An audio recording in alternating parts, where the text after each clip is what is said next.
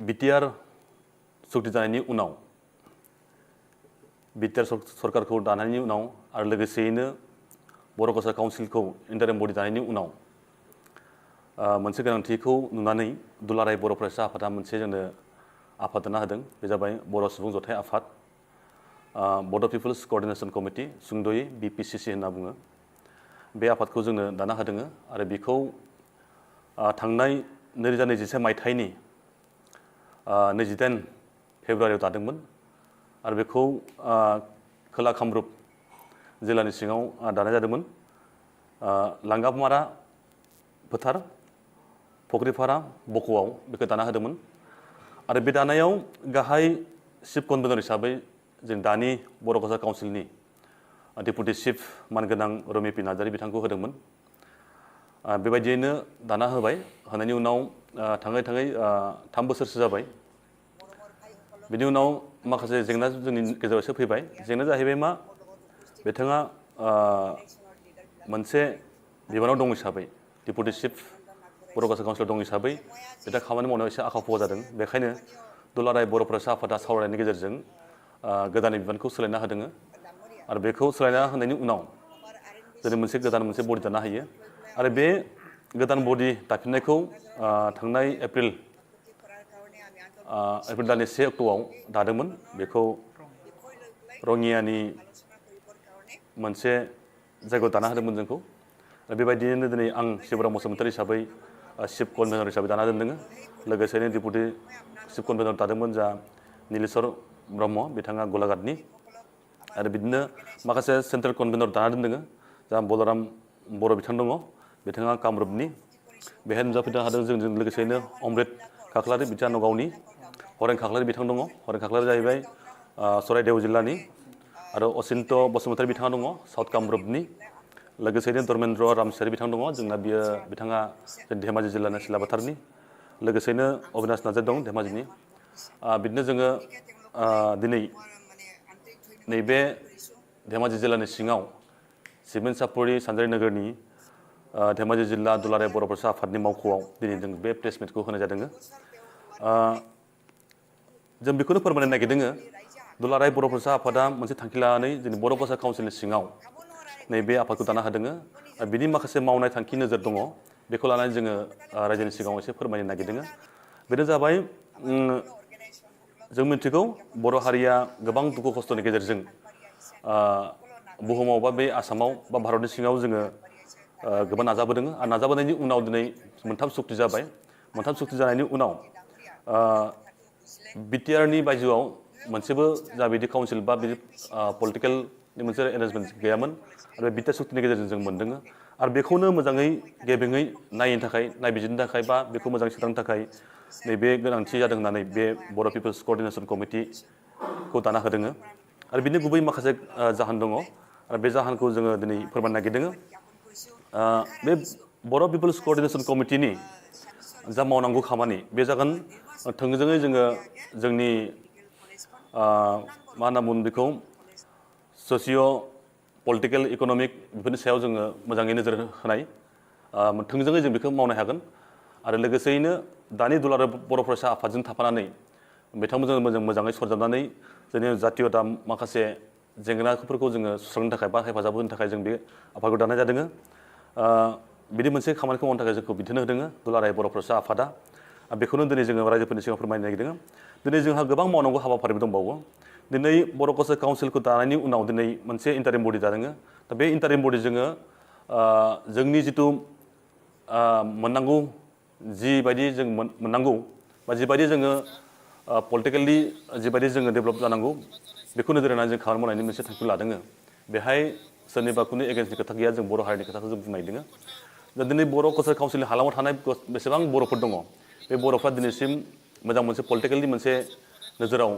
दाबो मोजाङै फैनो हायाखै बा जों डेभेलप मोनसे जौगानायाव फैनो हायाखै। बेखौ नोजोर होनानै जों खामानि मावनो नागिरदों। दिनै जों नुबाय बर' कसार काउन्सिलनि हालामाव दिनै जिबायदि जों रां बावजा मोननांगौ बिदिबो मोननो हायाखै। मानो होनब्ला बेहाय इन्टारिम बडि हिसाबै आसाम सरकारा बेखौ नोजोर होबाय थादों। बेखायनो जों बेखौबो थोंजोङै जोङो BPCC निफ्राय आसाम सरकार बा जोंनि जि सरकारफोर दङ, बर' कालचार काउन्सिलनि इन्टारिम बडिनि दैदेनगिरि बा सरकारफोर दङ दैदेनगिरिफोरजों बिथांमोनजों जोङो मोजां सावरायगोन जोंनि बेसेबां जाथियाव दा जोंनि माने संगठनफोर दङ आफादफोर दङ बिथांमोनजों सावरायनाय जोंनि मेलेमजिबिफोरजों सावरायनानै जों बे खामानिखौ जों मावनो नागिरदों बा हेफाजाब जों होलायनो नागिरदों बेहाय जेबो आलादा गुबुन सिन्था खालामनांगौ खोथा गैया दा बेयाव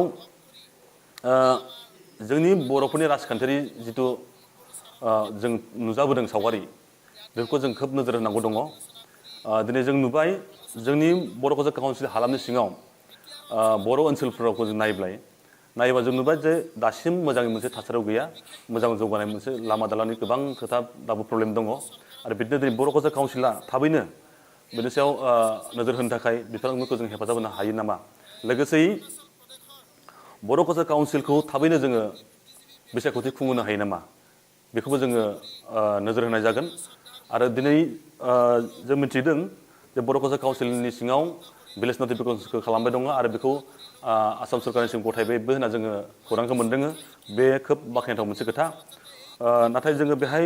माखासे बियाब सोसननाय दङ बियाबनि खोथा बायदिसिना थालांनाय हागौ बेफोरखौबो जों फिन नोजोर होफिननो थाखाय जों थांखि लागोन बेसेबां जायगायाव बेसेबां मा बेसेबां जायगायाव बेसेबां मा बबे जिल्लायाव बेसेबां बियाब दादों बबे जिल्लानि सिङाव बर' सुबुंफोरा हाबदों हाबाखै बेखौबो फिन जोङो जोंनि BPCCनिफ्राय नोजोर होनाय जागोन बे थाबाय बेखायनो दुलाराय बर' फरायसा आफाद जोंनि माखासे UBPO दङ आरो माखासे बर' माहारियारि आफादफोरजों बेखौ जथायै जोङो सावरायनो हायो नामा आरो मोनफ्रोम बर' कालचार काउन्सिलनि आसाम सरकारजों सावरायनाय बे सावरायनायाव जोङो BPCCनिफ्राय जोङो बाहागो लानायनि मोनसे थांखि जों लादों बेहाय जोङो थोंजोङै बाहागो लागोन बेखौ जोङो नोंथांमोननि बे मिडियानि गेजेरजों जों खावलायहरबाय जाहाथे जोंनि जिथु काउन्सिलनि जि मोजां मोनसे परिबेक बे जागायनायनिफ्रायनो जाहाथे मोजां जायो जाहाथे बे परिबेकखौ जों लानानै जोंनि बर'फोरनि बर' कालचार काउन्सिल हालामनि सिङाव थानाय बर'फोरनि जौगानायखौ जों बोरै लांनो हायो बेखौ जों मोजां नोजोर होनानै थांनो हायो आरो जों मिथिगौ जों मानि थाखाय दिनै आसाम सरकार बा भारत सरकारजों गोबां आन्दलन खालामनानै जुजिनांगौ जादों बेखौ जों बयबो मिथिगौ आरो बेखौ जोङो बोरै फिनिशिं लांनो हायो आरो बेखौ जोङो आसामनि गेजेराव दा भारतनि गेजेराव बर' हारिखौ जों बोरै मोजां मोनसे हारि गेरेमसा माहारि दानो हायो बेनि गेजेरजों नोजोरजों जों लांबाय थानो नागिरदों बेखौनो जोङो रायजोफोरनि सिगाङाव फोरमायनो सानदों दा बिनि अनगायैबो गोबां खामानि मावनो दंबावो साननैसो सिगाङाव आसाम सरकारा मोनसे बाथ्रा फोसावदों दा पन्सायत एबा जिल्ला परिषदनि मोनसे रिडिलिमिसन जानायनि मोनसे खोथा फैबाय थादों बेफोरखौबो जोङो नोजोर होनायनि मोनसे थांखि लादों जाहाथे जोंनि बर' ओनसोलफ्राव बेफोरखौ मोजाङै जोङो समस्थिफोरखौ बानायलायनानै जोंनि बर'फोरनि राजखान्थिनि मोन्थायखौ जों सेभ खालामनो हायो बेखौबो नोजोर होनायनि मोनसे थांखि बुंनो थाङोब्ला जोङो बर'फोरनि बिटिआरनि बाहायजोआव बर' कालचार काउन्सिल हालामाव बर'फोरनि जेसेबां जेंसि जेंना दङ बेफोरखौ सुस्रांनायाव जों मैखोमै बाहागो लागोन बेखौ जोङो फोरमायबाय बेहाय बर' बिजोंनि खोथा थाबाय सोलोंथाइनि माखासे इनफ्रास्ट्राक्चारनि खोथा थाबाय माने सोरगिदिं बाथ्राखौ जों नोजोर होनानै बे आफादनि गेजेरजों जोङो मावनायनि मोनसे थांखि लादों आरो बेहाय दुलाराय बर' फरायसा आफादा जोंखौ आबुङै हेफाजाब होगोन बे थांखिखौ लानानै जों फैदों मोनसे थांखि लानाय दंबावो थांनाय मा अक्ट'मोन जेनेबा थांनाय 11-12 10 आरो 12 जुनाव दुलाराय बर' फरायसा आफादनि मोनसे स्पेसियेल कनभेनसन जादोंमोन आरो बेयाव जोंखौ थोंजोङै मोनसे बिथोनखौ होदों आरो बे समाव डेलिगेट्सनि गेजेरजों बा थान्दै मेलनि गेजेरजों मोनसे फोसावनाय जादों जे बे BPCCखौ बा बर' पिपल्स क'अर्डिनेसन कमिटिखौ मोनफ्रोम जिल्लानि सिङाव जिल्ला आफाद दानांगौ बेखौ बिथोन होदों बेबायदिनो जोङो आगष्ट दाननि गेजेराव जोङो मोनफ्रोम जिल्लायाव BPCC जिल्लाखौ दानाय जागोन बेखौ नोंथांमोननि सिगाङाव फोरमायनाय जाबाय लोगोसेनो नोंथांमोना जेखौ सोंदों दिनै बर' माने लखिमपुर आरो धेमाजि जिल्लानि बर'फ्रा मिसिं अट'नमास काउन्सिलाव दंमोन बेखौ 10 बोसोर बे मोननै जिल्लानि बर'फ्रा इन्जय खालामबाय बेबायदियैनो खालामनायनि उनाव दिनै बर' कालचार काउन्सिल जानायनि उनाव मिसिंफोरनि माखासे जातीय संगठन लोगोसेयैनो मिसिं अट'नमास काउन्सिलनि चिफ आरो बिथांमोननि एक्जिकिउटिभ मेम्बार लोगोसे बिथांमोननि बेसेबां लिडारफोर दङ बिथांमोनजों सावरायनाय जायो सावरायनायनि उनाव बिथांमोना जोंखौ आबुङैनो मिसिं अट'नमास काउन्सिलनिफ्राय जोंखौ सावरायनायनि गेजेरजों मोजाङै जोंखौ एंगारना होनाय बे जाफैबाय आरो बेबायदिनो जोङो एबार मिसिं अट'नमास काउन्सिलखौ दोनथ'नानै जों बर' कालचार काउन्सिलाव जेब्ला इलेक्सन जायो बेहाय जोङो आबुङै थानो मोननायनि मोनसे थांखिखौ जोङो दिनै मोनदों आरो बेबायदिनो जोंनि दैदेनगिरिफ्रा खामानि मावगासिनो दङ आरो बेयाव जा मोननै जिल्ला दङ जेरै साउथ कामरुप आरो गवालपारा बे मोननै जिल्लाया राभा हासंनि सिङाव दङ आरो बेखौ लानानै गोबां सावरायनाय जादों बर' दुलाराय बर' फरायसा आफाद ABPO लोगोसे दानि बर' काउन्सिलनि चिफजों लोगोसे बिथांमोननि गासै टिमजों सावरायदों आरो लोगोसेयैनो आसाम सरकारनि मानगोनां डक्टर हेमन्त बिश्व शर्मा बिथांजों लोगोसेयैनो दानि जोंनि आसाम आयेन आफादनि बुंथिगिरि बिश्वजित दैमारि बिथांमोनजों गासिबो सावरायनाय जादों बेखौ लानानै गोबां सावरायनाय जादों अब्लाबो दिनैसिम बे थांखिया मोजाङै जाफुंजोबाखै सावरायबाय थानाय जादों जोंनो फोरमायनाय बायदिब्ला बे मोननै जिल्लाया आबुङैनो नैबे बर' कालचार काउन्सिलाव थानायनि खोथाखौ बुंबाय थादों खारना जाहैबाय मा जों बर' हिसाबै जुदि मोनफ्रोम काउन्सिलाव बोफ्लेर जाबाय थायोब्ला जोंनि बर'फोरनि फिउचारा बोरैबा गाज्रि जानो हागौ नामा बेबो मोनसे सानथौना जादों बेखौ लानानै खोब दुलाराय बर' फरायसा आफाद ABPO दानि दिनै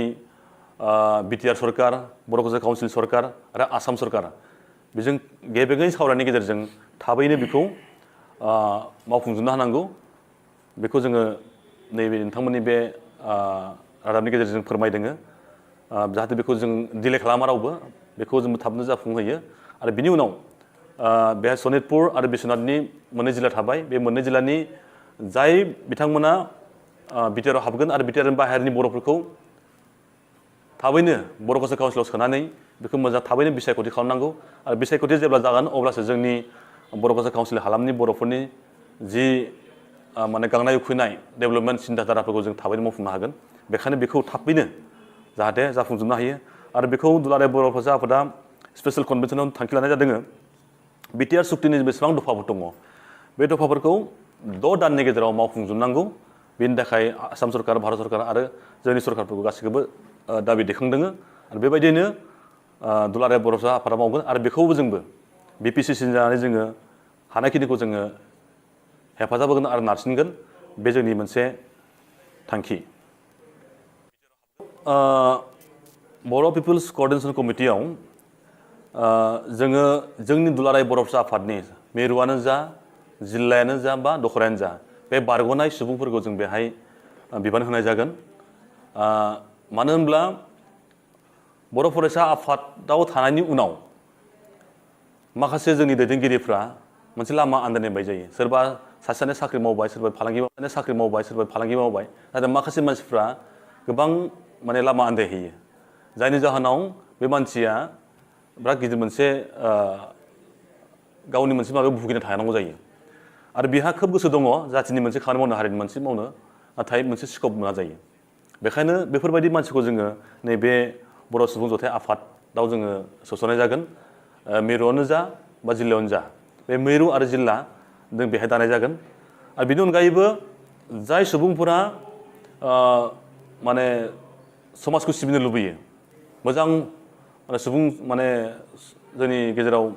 सुबुंफोरखौ अनसायो बा हमना सोरबा थुनलाइ आफादाव थानानै सोरबा बारग'नाय दङ खामानि मावनो लुबैयो बा बिदिनो गुबुन गुबुन आफादाव थानानै मोजां समाज सिबिनो लुबैयो दा बैफोर मानसिखौबो जोङो बेहाय लाबोनो हायो नाथाय बियो थोंजोङै दुलाराय बर' फरायसा आफादनि बोसोन बायदि थागोन बिथांमोननि खान्थि बायदिनो थागोन नाथाय जों बे जास्ट माखासे बाथ्राखौ जों लानानै एसे एनैखौ जोङो नोजोर होनानै जायगाखौ नोजोर होनानै बा माखासे थांखि नोजोर होनानै जोङो माखासे खामानि मावगोन बेफोरबायदि मोनसे जागोन बेखायनो जोङो खावलायगोन जाय बिथांमोना समाजखौ सिबिनो लुबैदों समाजनि जौगानायखौ मावनो लुबैदों बा थांखिखौ दङ बिथांमोना फैनानै गेबेङैनो नैबे बर' पिपल्स क'अर्डिनेशन कमिटियाव जिल्ला आफादाव फैनानै बिबान लानो हायो आरो बिबान लानायनि उनाव नोंथाङा समाजखौ मोजां दैदेननो हायो बेफोरखौ जों लुबैगोन आरो बेहाय जों गोबां जोंनि मेलेमजिबिफोर दङ हमना ला जों सोरबा लेक्सारार दङ प्रफेसार दङ सोरबा धोरोम सिबिग्रा दङ सोरबा बिदिनो मोजां आबादारि दङ बा जोंनि माखासे मोजां मेलेमजिबिफोर बिथांमोनखौबो लानानै जोङो बे आफादनि गेजेरजों जोङो थांनाय जागोन आरो ट्राइबेल बेलेन्स ब्लकनि सायावथ' जों नोजोर होखानांगोन जोङो दुलाराय बड'सा आफादाबो नोजोर होदों बा जोंनि माखासे माहारियारि आफादफ्राबो नोजोर होदों नाथाय नोजोर होब्लाबो माखासे पलिटिकेलनि माखासे माबा थायो जियानो जा पलिटिकेलाथ' पलिटिकेलानोसै बेनि गेजेराव जोंनि जिथु मोन्थाय ट्राइबेल बेलेन्स ब्लकनि खोथाखौ जोङो मोजाङै नोजोर होगोन आरो बेहाय बेनि नेमखान्थिया माबायदि आयेनगत हिसाबै बेखौ जों नोजोर लानानै बेखौ जों खामानि मावगोन बेखौ जोङो नोंथांमोननो खोथा होदों बे जोंनि बेखायनो जों बुंदों बेफोर खामानि मावनायाव जोंनो गासिबो बोसोन होनांगोन जोंनो जाहाथे जों बर' समाजखौ मोजां दैदेननोब्ला जोङो बयनिफ्रायबो मोनसे बोसोनखौ नांगोन बेबायदि जों थांगोन आरो जायखिजाया बर'नि मोजांनि थाखाय जों खामानि मावगोन जोंनि जेंनाफोरखौ जों सुस्रांनो थाखाय जों बिनि गेजेरजों खामानि मावगोन आसा फारियो जोंनि बर' माहारियारि आफादफोर लोगोसे जोंनि बर' सुबुंफोरा जोंनि बे बर' सुबुं जथाय आफादखौ बा बर' पिपल्स कर्डिनेशन कमिटि बेखौ मोजाङै गनायनानै लायो आरो बेहाय रावबो जेबो नेगेटिभ माइन्ड साननो नाङा बेखायनो बयनिबो रायजो राजानि जोंनि सहायखौ जों लुबैदों नोंथांमोना जोंखौ सहाय हो बर' समाजनि थाखाय जोंनि अरायसम बर' हारिनि थाखाय जों मोजां खामानि मावनायाव बयबो रायजो राजानि जोङो हेफाजाबखौ लुबैदों नोंथांमोननि बेखायनो नोंथांमोना जोंखौ नैबे हाबाफारियाव मोजां मदद होगोन बेखौ जों मिजिंथिदों आरो जोंनि गासै माहारियारि आफाद जेखि बिथिङाव थायाथों मानो जोंखौ हेफाजाब होगोनखौ जों मिजिंथिदों फैबाय थानाय समाव जाहाथे जोंनि बर' समाजखौ जों मोजां नोजोर होनो हायो जौगाहोनो हायो बुहुमाव जों गेरेमसा मावनो हायो बेखौ आसा मिजिं